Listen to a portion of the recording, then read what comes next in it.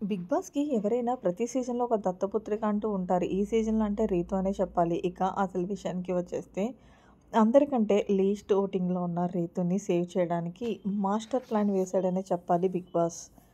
ఇక ప్రస్తుతం big boss హౌస్‌లో మొత్తం అందరిని కూడా నామినేషన్‌లోకి తీసుకొచ్చేశారు.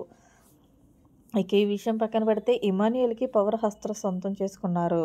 అయితే ఇమాన్యుయల్‌కి పవర్ హస్త్రతో ఎవరైతే రీతు డేంజర్ జోన్‌లో ఉందో, మరి ఇమాన్యుయల్‌ని పవర్ హస్త్రతో హౌస్‌లో ఉన్న ఎవరైతే డేంజర్ జోన్‌లో ఉన్న కంటెస్టెంట్స్‌లో నుండి ఒకరిని సేవ్ చేసే అవకాశం నువ్వు కల్పించొచ్చు అంటూ చెప్పడంతో ఇమాన్యుయల్ డెఫినిట్‌గా రీతుకి యూజ్ చేస్తాడని తెలిసే మాస్టర్ ప్లాన్ వేసి మొత్తానికి ఇమాన్యుయల్ పాపం రీతుని సేవ్ చేయడానికి పవర్ హస్త్రాన్ని ఉపయోగించేసి రీతుని సేవ్ చేసేసాడు. ఇక అలా అయితే ఎలిమినేషన్ రౌండ్ సుమన్ శెట్టికి, శ్రీజకి మధ్య జరిగింది.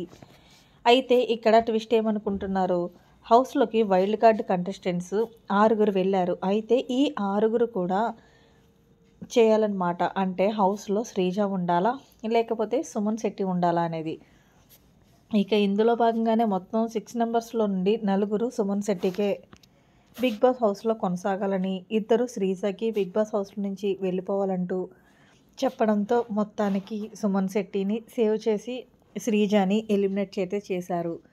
నిజానికి చెప్పాలంటే ఈ వారం శ్రీజ గ్రాఫ్ బాగానే ఉన్నప్పటికీ, అలాగే ఈ వారం తనకు ఓటింగ్ బాగానే పడినప్పటికీ కూడా బిగ్ బాస్ వాళ్ళు కావాలనే రీతుని సేవ్ చేయడానికి ఇలా శ్రీజకి అన్యాయం చేశారని ఆడియన్స్ అయితే అంటున్నారు.